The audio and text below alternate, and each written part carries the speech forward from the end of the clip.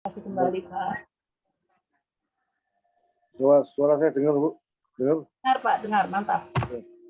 Mari kita berdoa sebelum mendengar firman Tuhan. Terima kasih ya Tuhan Yesus. Pagi ini kami bisa bangun pagi dalam kondisi yang sehat, selamat, tanpa ada gangguan apapun. Ini semua adalah anugerah Tuhan. Dan pada pagi ini kami masuk di satu perjumpaan Zoom untuk bisa memberitakan kebenaran firman Tuhan.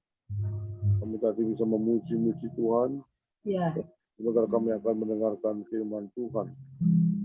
Roh Kudus, tolonglah hamba-Mu di tengah-tengah keterbatasan hamba, tengah-tengah rasa lelah hamba.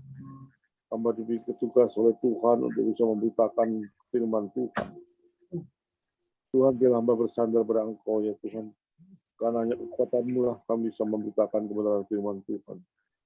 Dan Tuhan, Kau pikir, Kau kuasai hamba, Kau kurangi, Kau tambahi setiap kata-kata kami, sehingga semua kami beritakan adalah kebenaran yang betul-betul datang dari Tuhan. Berkati Tuhan orang-orang yang di Zoom ini Tuhan, supaya mereka memperhatikan dengan serius setiap kebenaran firman disampaikan, bisa membuka hati dan pikirannya yang terdalam, sehingga firman masuk pada hati yang terdalam dan tumbuh dengan kondisi yang baik. Terima kasih Bapa. Di dalam nama Tuhan Yesus, hamba berdoa dan mengucapkan syukur. Yang percaya katakan, amin. Saudara, pada pagi ini kami diberikan tugas oleh Bungki, oleh Tuhan, untuk bisa memberitakan kebenaran firman Tuhan. Saya beri judul pada pagi ini, yaitu hati Yesus yang selalu penuh pengampunan.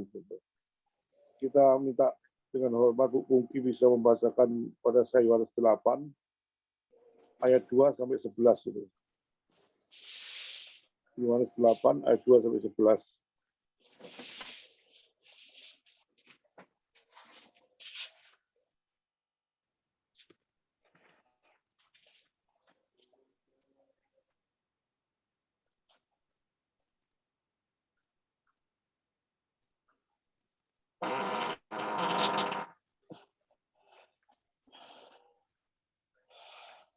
Bisa Bu Bungki?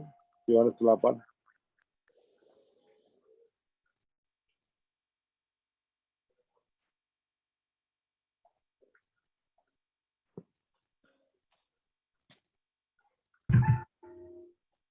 Yohanes 8, Ayat 2 sampai 11. 2 sampai dengan 11. Demikian bunyinya. Pagi-pagi benar, ia berada lagi di bait Allah, dan seluruh rakyat datang kepadanya. Ia duduk dan mengajar mereka. Maka ahli-ahli Taurat dan orang-orang Farisi membawa kepadanya seorang perempuan yang kedapatan berbuat zina. Mereka menempatkan perempuan itu di tengah-tengah, lalu berkata kepada Yesus, "Rabi, perempuan ini tertangkap basah ketika ia sedang berbuat zina. Musa dalam hukum Taurat memerintahkan kita untuk melempari perempuan-perempuan yang demikian. Apakah pendapatmu tentang hal itu?" Mereka mengatakan hal itu untuk mencobai dia, Yesus, supaya mereka memperoleh sesuatu untuk menyalahkannya. Tetapi Yesus membungkuk lalu menulis dengan jarinya di tanah. Dan ketika mereka terus-menerus bertanya kepadanya, ia pun bangkit berdiri lalu berkata kepada mereka, "Barang siapa di antara kamu tidak berdosa, hendaknya ia yang pertama melemparkan batu kepada perempuan itu." Lalu ia membungkuk pula dan menulis di tanah. Tetapi setelah mereka mendengar perkataan itu, pergilah mereka seorang demi seorang, mulai dari yang tertua. Akhirnya tinggallah Yesus seorang diri dengan perempuan itu yang tetap di tempatnya. Lalu Yesus bangkit berdiri dan berkata kepadanya, "Hai perempuan, di manakah mereka? Tidak adakah seorang yang menghukum engkau?" Jawabnya, "Tidak ada, Tuhan." Lalu kata Yesus, "Aku pun tidak menghukum engkau. Pergilah dan jangan berbuat dosa lagi mulai dari sekarang." Amin. Demikian firman Tuhan. Terima kasih Bapak benar firman Tuhan.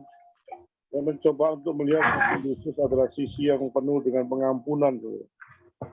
Baik itu kepada orang yang paling berdosa sekalipun, bagi seorang pelacur, sesuatu yang tidak mungkin bisa diperhatikan oleh orang atau diampuni, tapi Tuhan memperhatikan justru orang-orang yang dalam tanda kutip terabaikan.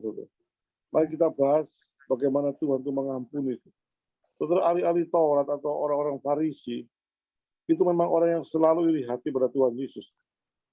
Karena bagaimana Tuhan Yesus berada, di situ banyak orang mendengarkan kebenaran-kebenaran firman Tuhan yang disampaikan oleh Tuhan Yesus.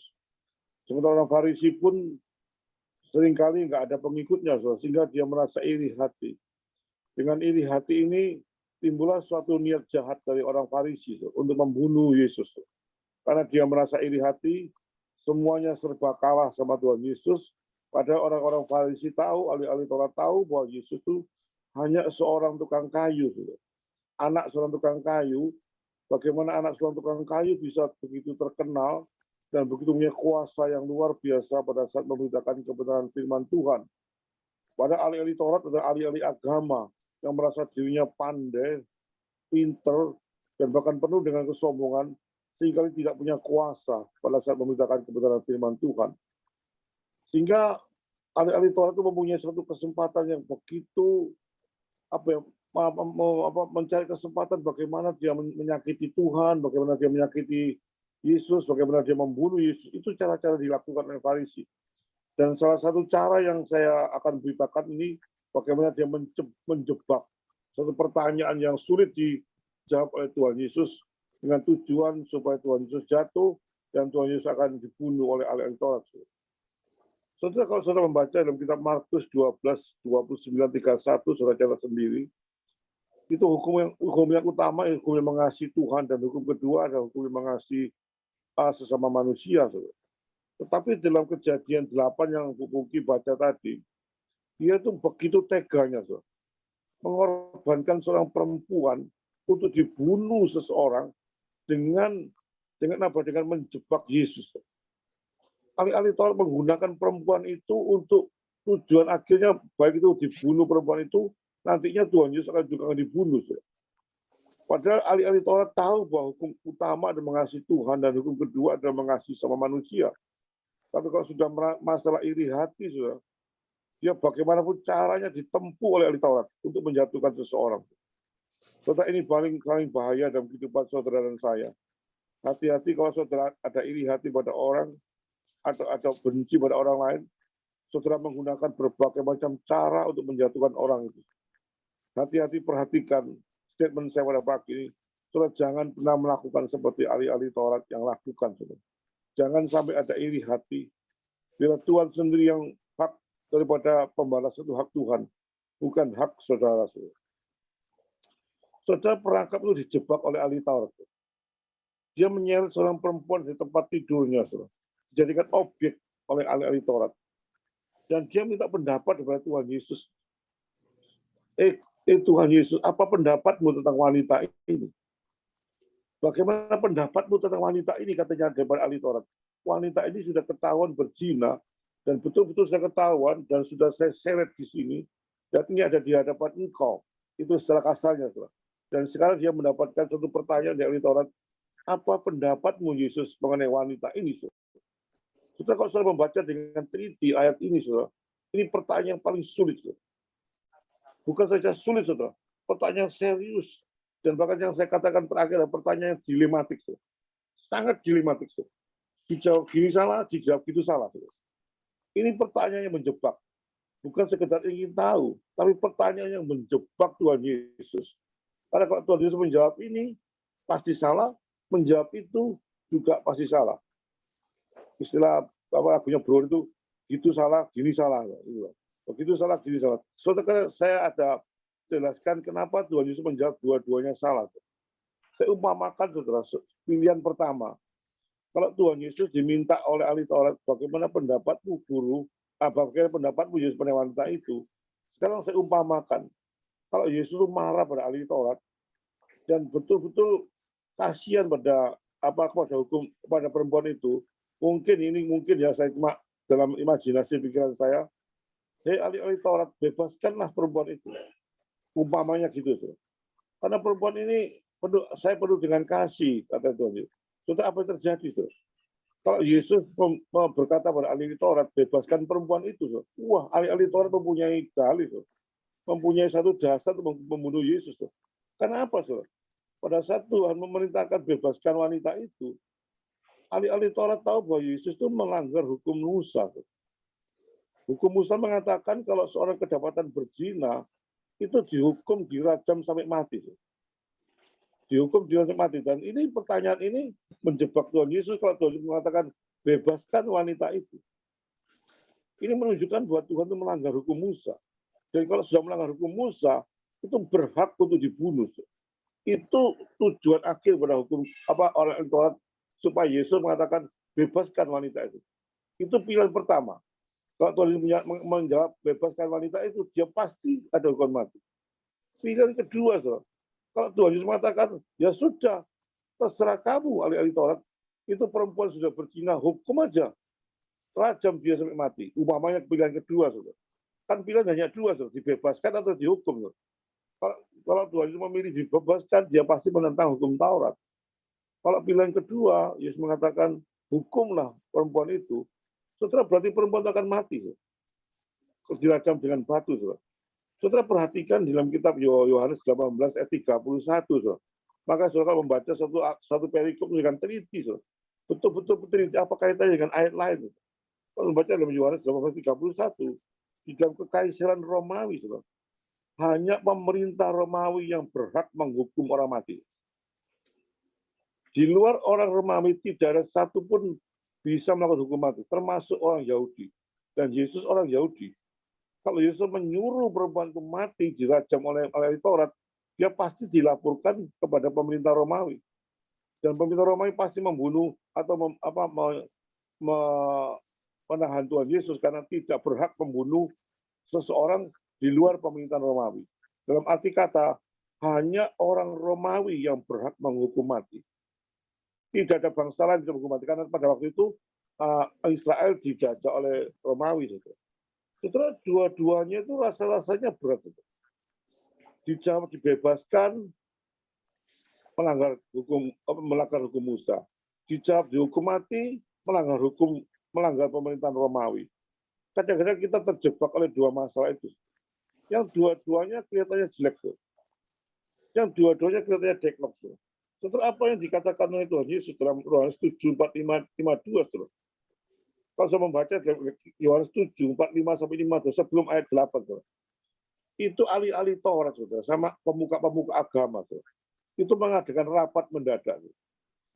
Mengadakan rapat secara diam-diam untuk menyuruh dua orang membunuh Tuhan Yesus. Sebelum ayat ini terjadi, dalam Yohanes 7, itu ahli-ahli Taurat pemuka agama sudah merencanakan membunuh Tuhan Yesus dengan menyuruh dua orang penjaga. Tetapi akhirnya dua orang penjaga itu datang pada ahli Taurat mengatakan, saya tidak bisa membunuh Tuhan Yesus.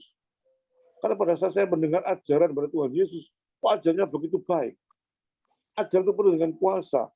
Saya tidak tega, maksud tidak mau membunuh Tuhan Yesus. Dan ahli Taurat marah pada penjaga itu. Intinya, saudara, bahwa ahli Taurat itu begitu mempunyai antusias yang sangat tinggi untuk membunuh Tuhan Yesus. Tapi sekali lagi, karena belum waktunya mati, apapun yang terjadi pada Tuhan Yesus tidak akan pernah terjadi. Semua ada dalam suatu rencana Tuhan. Itu dalam Yohanes 7, 45 sampai 52. Saudara, untuk menangkap, untuk melihat ini, saudara, ahli Taurat itu menjebak Tuhan dengan dua jawaban-jawaban yang begitu luar biasa.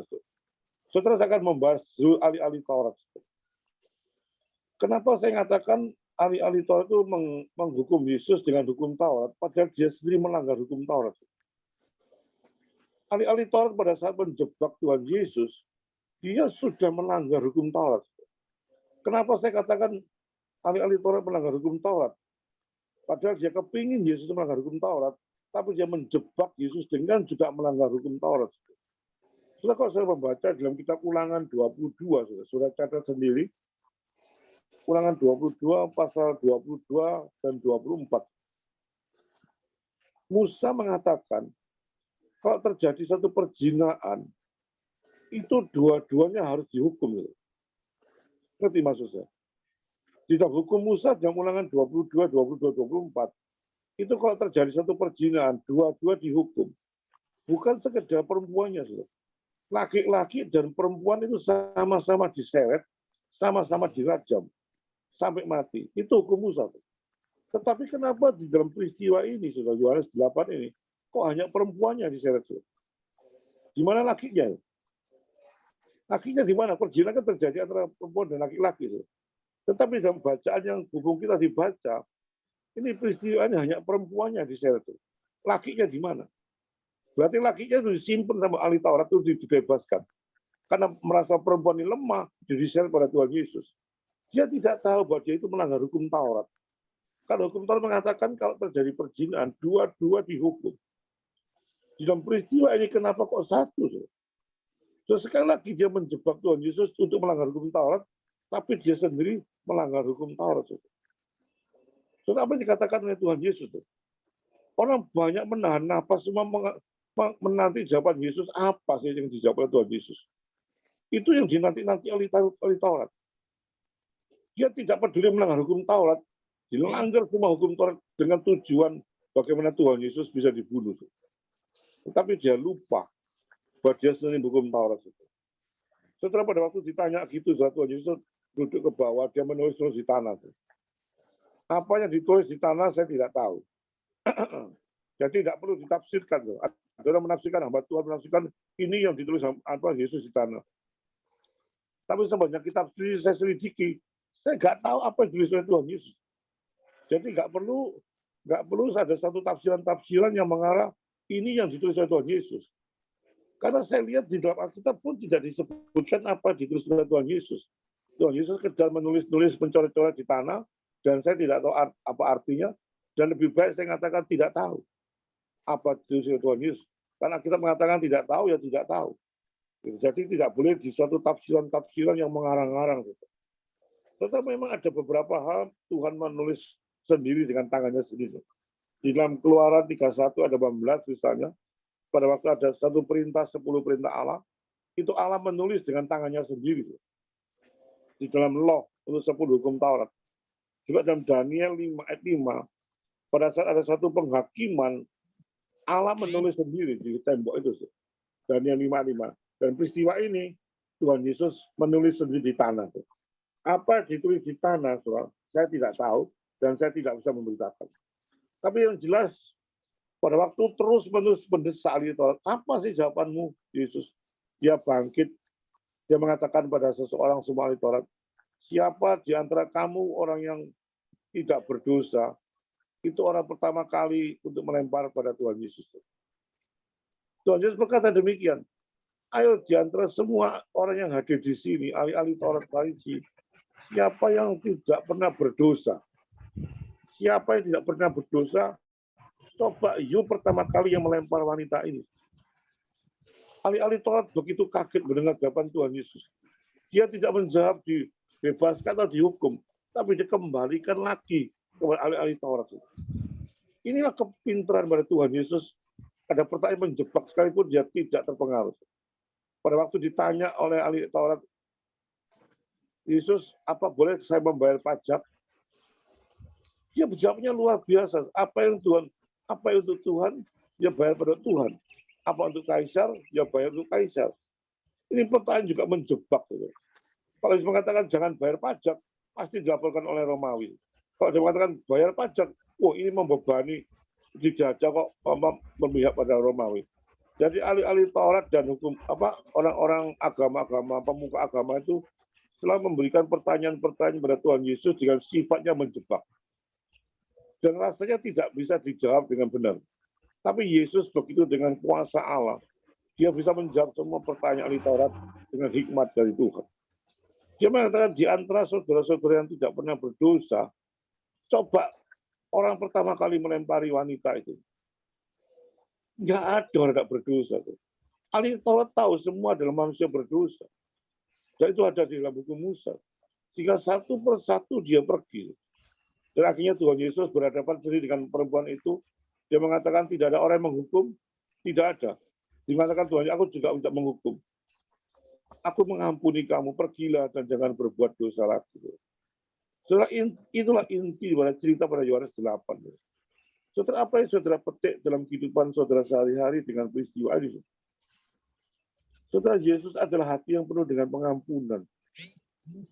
Maka saudara juga penuh dengan pengampunan seperti Tuhan Yesus. Jangan saudara, ada orang salah sedikit pada saudara, merasa saudara itu berhak membalas dengan cara apapun. Dengan cara-cara licik pun ditempuh supaya orang itu jatuh. Itu kalau sudah bencinya pada orang, gitu. Mendengar orang itu seneng aja ngamuk. Gitu.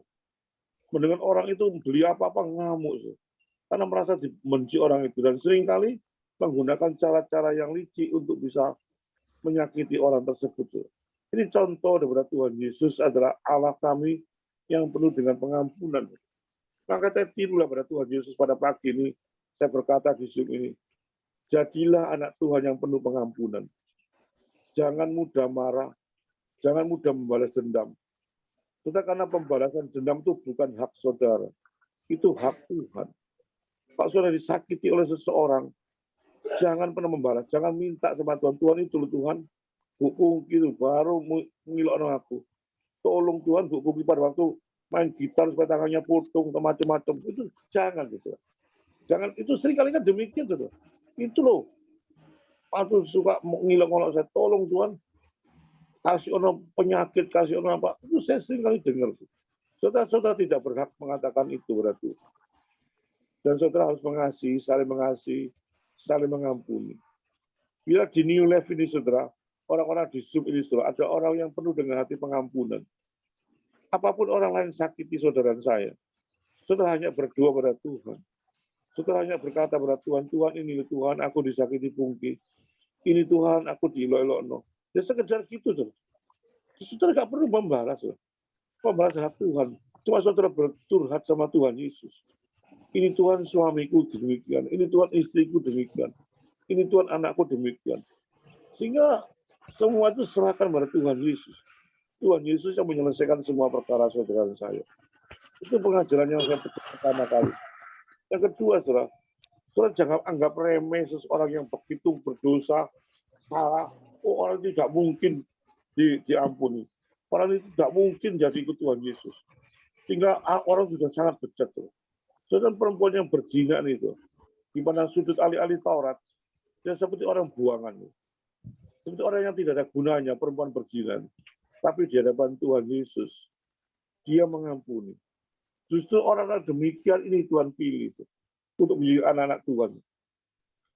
Seorang dokter itu bukan orang sehat dulu dok, tapi orang sakit. Dan Tuhan langsung mengampuni banyak orang yang mengalami suatu hal-hal yang secara pandangan manusia tidak ada apa-apanya.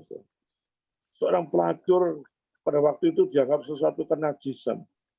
Satu perempuan yang sangat dikucilkan, tidak dihitung sama sekali, tapi di situ Tuhan menghargai, baik dia seorang pelacur pun dia akhirnya bertobat. Bila firman membuat hati saudara jangan pernah sombong secara rohani, merasa paling hebat, buat orang lain demikian jahat, waduh, jahatnya nggak mungkin dia mengikut Tuhan. Jangan kira saja. Sejahat apapun juga kalau Tuhan pilih, saudara, Tuhan akan pilih. Itu kesatu. Yang kedua, bahwa saudara harus penuh dengan pengampunan. Mengampuni sesama manusia itu dengan sungguh-sungguh. Bila firman ini yang singkat, saudara, membuat hidup saudara makin dewasa. Makin punya satu tingkat etika yang baik. Makin mencintai Tuhan, makin mengasihi Tuhan, dan melakukan seluruh perintah Tuhan dengan sangat serius. Amin, saudara. Itulah firman Tuhan. Mungkin ada tanya jawab. Saya paling senang ada feedback kepada firman saya atau menambah atau mengurangi. Begitu saya kepingin tahu respon kepada firman Tuhan itu apa yang ada dalam diri saudara. Itu sekedar feedback pada respon. Bukan karena pinter-pinteran. Bukan karena Pak Liman lebih tahu, enggak. Semua itu sama-sama belajar. Dan saya diberkati oleh pertanyaan-pertanyaan itu. Maka itu jangan pernah malu dalam bertanya atau menambahi atau bersaksi, karena firman Tuhan itu perlu direspon. Bukan cuma didengarkan lupa, tapi betul-betul masuk pada hati dan pikiran saudara. Karena setiap firman Tuhan disampaikan, itu betul-betul satu kuasa. Jangan main-main dengan firman Tuhan. Jangan enak-enakan saudara dengan firman Tuhan. Saudara dituntut banyak. Saudara tahu banyak, sudah dituntut banyak oleh Tuhan. Bila ada satu tanya jawab yang begitu baik, mungkin dari pihak-pihak orang lain, tidak sekedar tanya, menambahi juga, bersaksi juga, untuk merespon firman Tuhan. Mari hubungi, silakan. Baik, terima kasih Pak Liman, luar biasa. Jujur saya sendiri juga baru tahu, ada yang baru ngeh gitu. Namun mari silahkan yang akan bertanya atau menambah sharing kita. Pak Tommy, barangkali Pak, silahkan Pak melengkapi. Menambah berkat. Pak Tommy. Halo Mbak Tommy.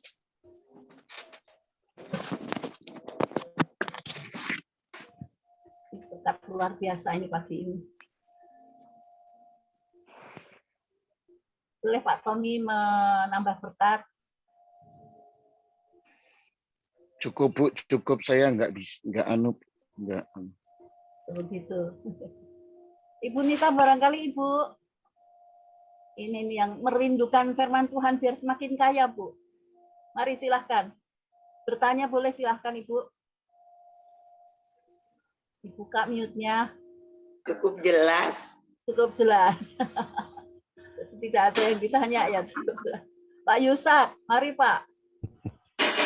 Untuk melengkapi kesaksian-kesaksian Bapak buat keluarga, buat teman, silahkan Pak.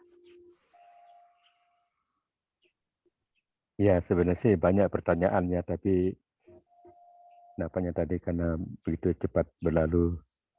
Jadi banyak yang pertanyaan yang karena saya tidak bawa pen ya, jadi lupa bertanyanya. Yang mau apa yang bertanya. Saya tadi lupa bawa pen, pulpen. Jadi belum ya Pak Yusak. Ya. Pak Hari, silahkan Pak Hari. Bertanyalah Pak Hari. Nggak ada Bu Pungki. Nggak ada. Ya, terima kasih Bu. Baik, kalau begitu saya mau meresponi ya Pak Liman. Silakan. Itu mantap. Jujur saya baru ngeh Pak. Waktunya tidak tahu tapi baru ngeh. Pada saat membaca ini tadi mereka mengatakan hal itu untuk mencobai dia. Dianya huruf besar, berarti dia itu Yesus. Supaya mereka memperoleh suatu untuk menyalahkannya. Nyanya besar, berarti Yesus. Tetapi Yesus membungkuk lalu menulis dengan jarinya di tanah. Dia mungkin menulis, tidak menulis, tapi mungkin karena ya iseng coret-coret aja kali ya. Ini orang iseng amat sih. Gua mau dicobain, mau dibanyain. Tuh saya baru ingat, saya pikir tadinya semula selama ini, karena ini memang tidak setiap hari kita baca, selama ini saya pikir itu hanya suatu pertanyaan atau apa ya dari orang-orang ini mengharapkan supaya Tuhan Yesus menghukum pada perempuan yang berzinah ini. Atau mau memang ada sesuatu yang mereka tidak suka, menganggap ini benar-benar najis, benar-benar berdosa, sehingga perempuan ini layak mungkin pakai waktu dilemparin. Tapi ternyata ini justru ditujukan kepada Yesus. Saya benar jujur baru ngeh. Ya ampun, Tuhan Yesus dicobai. Tuhan Yesus saja dicobai. Coba. Makanya mari kita benar-benar waspada ya. Apalagi kita dicobai oleh kiri kanan oleh iblis ya. Jadi mari kita jangan sampai terjebak. Tuhan Yesus memang luar biasa, tidak mungkin Tuhan Yesus akan dicobai, akan kalah, tidak mungkin. Tapi karena memang Tuhan Yesus sangat mengasihi, dia pengampun, ya otomatis mengampuni. Tapi ya itu tadi nggak sangka. Nah, bagaimana kita menyikapi firman Tuhan? Mari saya mengajak kita semua. Di dalam flyer itu kan ada tema, makanya tema pun saya kejar supaya tercantum di situ. Mari kita meresponi undangan ini, flyer ini, kita baca, kita siapkan dulu dari sebelum kita buka Zoom ya, sebelum kita bergabung atau join di dalam link Zoom ini, kita baca, kita juga ikut menyimak Sehingga pada waktu firman ditaburkan, kita nyambung. Sayang kalau firman berlalu begitu saja. Jadi tidak kaget pada waktu baca yang semalam saya sudah kaget, oh begini maksudnya. Ternyata dijelaskan oleh Pak Liman tambah lagi. Tapi sebelumnya kita sudah mengetahui apa yang akan dibicarakan, apakah kelebihannya, kekurangannya dari diri saya, itu kita persiapkan. Dan tadi Pak Yusak mengatakan lupa tidak menyiapkan ballpoint. Lain kali kita siapkan ya Pak. Kertas buku ballpoint saya sendiri itu selalu menyiapkan satu buku ini. Di samping untuk mencatat siapa-siapa yang hadir, juga untuk mencatat renungan Pak firman ini. Karena kita suka lupa. Apalagi saya bukan pendeta. Apalagi saya untuk menghafal itu sulit. Saya tahu di dalam Alkitab ada ini. Tapi tidak hafal banyak. Jadi saya lebih baik mencatat. Apa Pak Yusa, bebas saja, tanya bebas saja, nggak apa-apa. Tanya bebas saya Pak Yusa. Ya, boleh Pak, bebas aja. Atau yang lain boleh mau menanyakan sesuatu yang lain Pak Yusak. Silakan. Biar semakin kaya, semakin kita mengenal Tuhan lebih dekat lagi Pak. Mari Pak.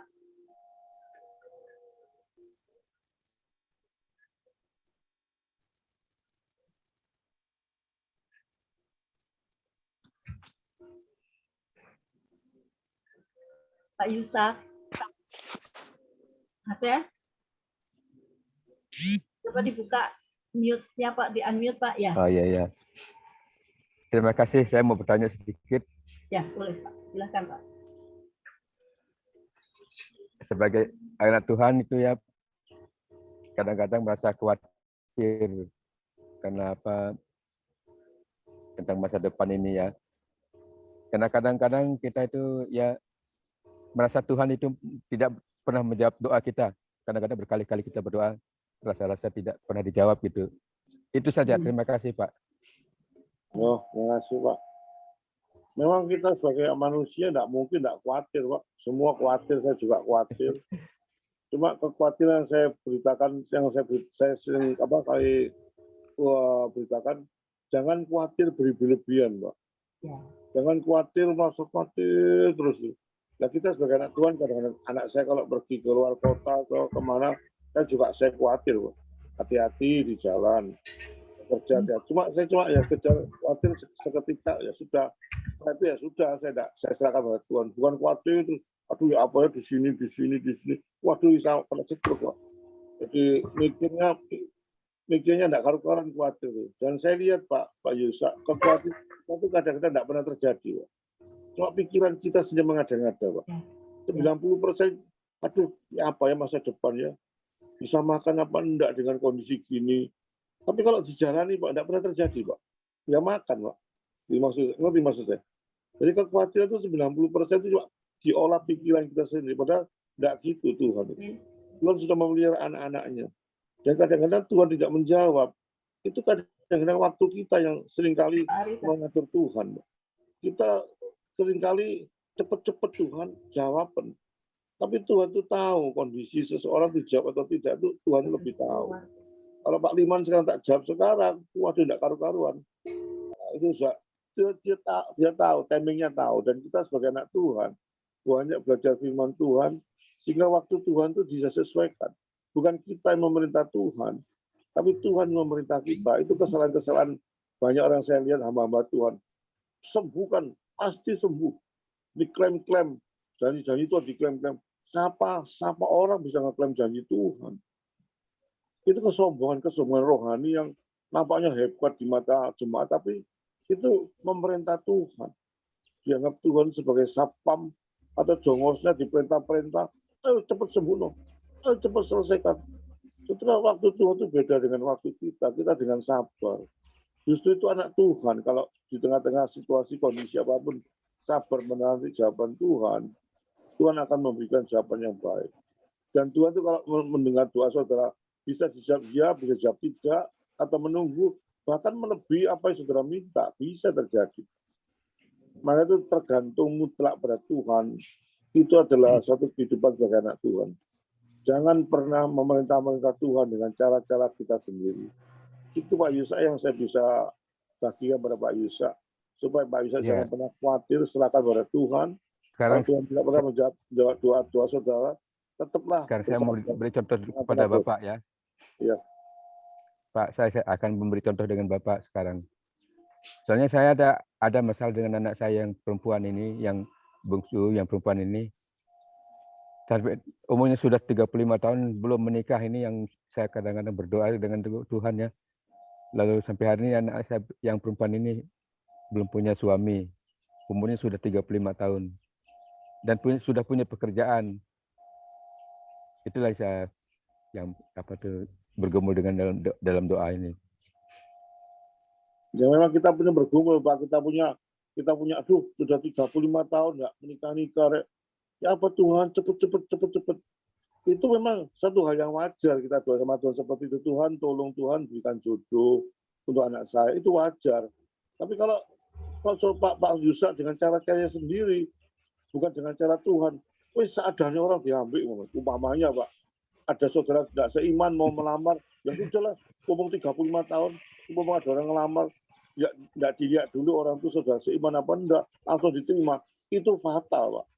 Jadi kita doa sama Tuhan, tapi juga aturan Tuhan dipakai. Oh, kita jodoh dengan saudara seiman, ya sudah. Kalau saudara seiman melamar putrinya Pak Yusak, ya puji Tuhan. Kalau tidak saudara seiman, saudara yakin itu bukan dari Tuhan, itu dari setan. Cuma pikiran kita sih, aduh, ngomong ada yang ngelamar, kasih itu 35. Saudara akan sakit pun, bisa sakit sekali loh. Maka itu kita berdoa pada Tuhan itu bukan membantu Tuhan dengan cara-cara licik. Biarkan Tuhan bekerja. Sudah 35 tahun, ya sudah Tuhan karepmu. 35 tahun, pasti Tuhan memberikan yang terbaik. Sekalipun tidak kawin pun, tidak masalah. Pasti Tuhan yang terbaik. Asal kita untuk aturan Tuhan. Bukan dengan cara-cara yang banyak orang seperti itu, Pak. Saya banyak menjumpai, Pak, di banyak orang coba. Aduh, sudah 35 tahun, ada orang melamar dari agama lain, ya sudah diterima aja. Sakit ya. Sakit ya, perkawinan untuk seumur hidup. Katanya lebih baik kawin daripada kawin ternyata sekarang jadi neraka. Itu Pak Yusak yang saya bisa bagikan supaya hati-hati. Kita khawatir betul, kita serahkan pada Tuhan, tapi kita menangani dengan cara-cara Tuhan, bukan dengan cara-cara duniawi. Kita serahkan pada Tuhan, puji Tuhan. Kalau dapatkan jodoh dengan saudara seiman, puji Tuhan. Tapi betul-betul aturan Tuhan yang dipakai, bukan aturan kita. Bapak jangan pernah khawatir, pasti kalau dapat jodoh, pasti dapat jodoh. Itu umur berapa tergantung Tuhan. Tuhan punya maksud yang indah. Kita sebagai manusia biasa nggak tahu apa tujuannya itu ada, tapi Tuhan lebih tahu. Makanya Pak Yusak tenang aja, nggak perlu cara-cara yang tidak, tetap berkoridor benar, berdoa pada Tuhan. Ya sudah, itu yang saya bisa bagikan, Pak. Saya tidak pernah melakukan, saya tidak punya uang. Aduh Tuhan tidak punya, tak nyolong aja, tidak bisa gitu. Nyolong aja, Tuhan aku tidak punya duit Tuhan. Ya apa besok kerja makannya apa? Ya nyolong ya tidak apa-apa, daripada tidak makan. Nah, bukan gitu caranya. Ya kita bilang sama Tuhan, saya nggak punya duit ya apa besok saya makan. Ya, pasti Tuhan kasih. Tidak mungkin Tuhan itu melampaui saudara kekuatan Pak Yusak, tidak mungkin. Sudah diukur Pak oleh Tuhan. Kita istilah Jawa itu sudah dipatok Jawa ukur. Oh kekuatannya Pak Bukungki sekian, kekuatannya Pak Hari sekian, pasti dia diukur. Semoga itu kita serah pada Tuhan ya sudah Tuhan kaharepmu kata istilah Jawanya. Si kaharepmu itu serahkan total Tuhan sudah tidak usah beban-beban itu. Serahkan pada Tuhan, makanya barang siapa letih lesu beban berat datang kepadaku itu janji itu bisa diklaim, bisa karena itu janji firman Tuhan. Datang pada Tuhan dengan segala apa adanya, Tuhan akan memberikan kelebihan. Itu Pak Yusak, pertemuannya Pak Yusak sementara. Oh ya, terima kasih Pak. Berdoa pada Tuhan. Ada Baik, lagi? Sudah nggak ada? terima kasih Pak Iman. Ya. Jelas ya Pak Yusak ya. Ya, terima kasih, Tidak jelas. usah khawatir terus, karena jodoh itu dari Tuhan. Nanti Tuhan pasti akan memberikan yang seturut dengan kehendak Tuhan. Terima kasih. Ada lagi? Kalau tidak ada, kita masuk dalam doa Hanya mohon syafaat. doa saja. Ya, terima kasih Pak. Pak Tommy boleh ya Pak Tommy, kita berdoa syafaat. Pak Tommy pimpin. Ya, Bu. Waduh, terima kasih luar biasa. Terima kasih banyak Pak Tommy. Mari nanti Pak Tommy borongan ya Pak. Kita percayakan pada Pak Tommy. untuk doa buat kita semua, dan Pak Hari yang akan operasi tanggal 6 Mei, operasi punggungnya, tulang punggungnya, Pak Yusat yang merindukan seorang mantu ya Pak. Iya. Kita doakan, dan kita semua yang lain, juga untuk bangsa Indonesia dan bangsa-bangsa Pak. Nanti terakhir akan ditutup oleh Pak Liman dengan doa berkat. Namun sebelumnya saya mau mengangkat satu pujian untuk meresponi firman kita pagi hari ini. Terima kasih. Banyak yang kau perbuat di dalam hidupku, rancangan indahmu terjadi di hidupku. Apa yang mengerti segala yang ku perlu, kasih-Mu sempurna nyata dalam hidupku. Ku bersyukur Bapa, ku bersyukur Tuhan, buat kasih setiamu di dalam hidupku. Ku bersyukur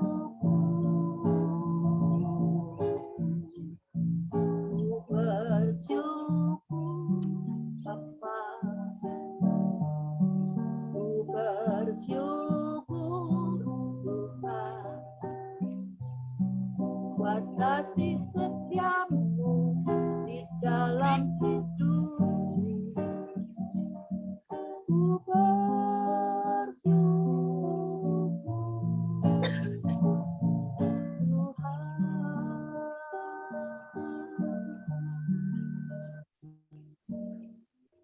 Silakan. Ya, saudara, mari kita berdoa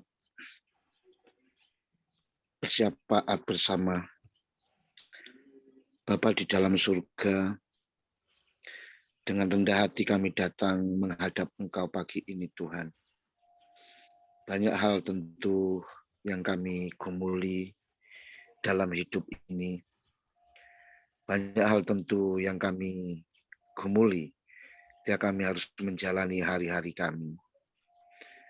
Namun kami percaya kami akan mampu, kami akan kuat ketika kami menjalaninya bersama Tuhan. Oleh karena itu ya Tuhan, hanya di dalam doa-doa kamilah kami dapat menyampaikan seluruh apa yang menjadi keluhan-keluhan hidup kami. Beban, masalah, persoalan, pergumulan hidup kami. Engkau sangat memahami setiap pribadi kami masing-masing yang ada di tempat ini.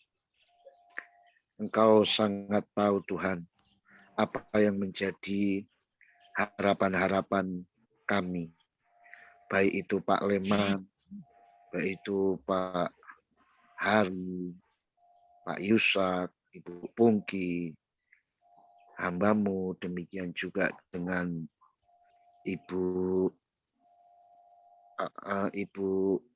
Nita. Iya, Ibu Nita. Tuhan, mungkin kami memiliki masalah yang berbeda satu sama yang lain. Kami memiliki persoalan, kami memiliki kerinduan, kami memiliki sakit penyakit, kami memiliki kesedihan tersendiri. Tuhan, Engkau sangat memahami semuanya itu. Oleh karenanya ya Tuhan, tolonglah kami. Ketika kami merasa tidak mampu, kami tidak tahu kemana harus menyampaikan keluhan-keluhan kami. Kami berpikir Engkau adalah tempat yang tepat untuk kami menyampaikan semua beban masalah hidup kami. Oleh karena itu, bantulah kami ya Tuhan. untuk kami dapat melewati hari-hari kami dengan penuh sukacita bersama Tuhan. Sekali lagi berkati setiap kami yang hadir di tempat ini, Engkau yang akan senantiasa menyembuhkan sakit penyakit kami, menolong kami, menghibur kami. Bapa di dalam surga, kami juga berdoa ya Tuhan untuk keberadaan Zoom New Life ini. Ini adalah Zoom milik Tuhan. Oleh karena itu kiranya Tuhan yang akan senantiasa memelihara sehingga Zoom ini ya Tuhan dapat dipakai sebagai sarana untuk penuaian jiwa-jiwa.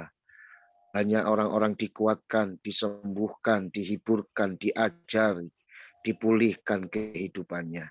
Menjadi berkat bagi banyak orang. Oleh karena itu, pakai Pak Hari, pakai juga Ibu Pungki sebagai orang-orang yang Tuhan percayakan untuk mengurus semuanya ini. Sehingga Zoom ini sungguh-sungguh dapat menjadi berkat bagi sesama kami. Lebih daripada itu dapat menjadi sarana bagi penuaian jiwa-jiwa. Tuhan terima kasih, berkati bangsa kami Indonesia Tuhan yang adalah milik Tuhan. Berkati seluruh kepemimpin yang ada, aparatur pemerintahan, demikian juga dengan program-program yang ada, supaya Tuhan senantiasa ikut campur tangan menyelesaikannya. Kami yakin Tuhan, Engkau akan menopang setiap program-program yang baik, dan kami menolak segala bentuk kekerasan, kami menolak segala bentuk intimidasi yang dilakukan oleh oknum-oknum tidak bertanggung jawab atas bangsa kami yang berusaha untuk mengacaukan, memecah belah, mengintimidasi keberadaan seluruh umat yang ada di bangsa kami ini ya Tuhan. Bekerjalah atas bangsa kami dan curahkanlah anugerah-Mu, karunia-Mu, sehingga banyak jiwa-jiwa di negeri ini yang terselamatkan dan menerima Yesus sebagai Tuhan. Kami tidak akan pernah berhenti supaya Tuhan memberkati seluruh anak-anak Tuhan yang ada di negeri ini, supaya mereka dapat leluasa beribadah, memuji, melayani Tuhan di negeri tercinta ini. Kami juga berdoa buat hamba-hamba Tuhan, baik mereka yang di dusun-dusun, di pelosok, mereka yang di kota kecil, kota besar, dimanapun mereka berada, supaya semua kami dapat melayani Tuhan dengan motivasi yang benar, dengan mempermuliakan nama Tuhan. Ampuni kami, hamba-hamba-Mu, apabila ada hal-hal yang tidak berkenan kami berbuat di hadapan-Mu Tuhan dengan menyakiti hati-Mu. Namun kiranya belas kasihan memberikan kesempatan kepada setiap hamba-hamba-Mu untuk dapat terus berkarya, mengabdikan dirinya bagi kemuliaan nama Tuhan. Kami juga berdoa buat seluruh gereja-gereja Tuhan, apapun itu denominasinya ya Tuhan. Tetaplah Engkau hadir di sana, Engkau yang akan memimpin setiap pertemuan-pertemuan ibadah yang ada. Tuhan juga akan senantiasa mengirimkan malaikat penjaga-Mu dari gangguan si jahat yang tidak bertanggung jawab. Terima kasih Tuhan, terima kasih. Bekerjalah Tuhan, kami kembalikan semua segala pujian, hormat, syukur bagi kemuliaan nama-Mu saja. Dalam nama Yesus kami berdoa, bersyukur kepada-Mu. Haleluya. Amin. Amin. Silakan Pak Liman. Mari kita berdoa dengan pulang. Bila kita angkat tangan kita kepada Tuhan, dan bila damai sejahtera menguasai saudara dan saya, dan bila Tuhan menyertai kegiatan saudara dari pagi, siang, sore, dengan pertolongan Tuhan. Tuhan menyinari wajahnya dengan kuasa-Mu, dengan Roh-Mu yang kudus, menyertai anak-anak Yesus ini. Amin.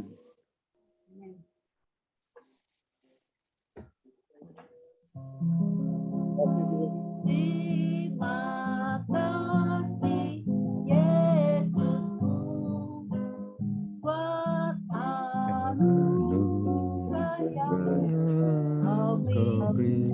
Sebab hari ini Tuhan adalah syukur bagi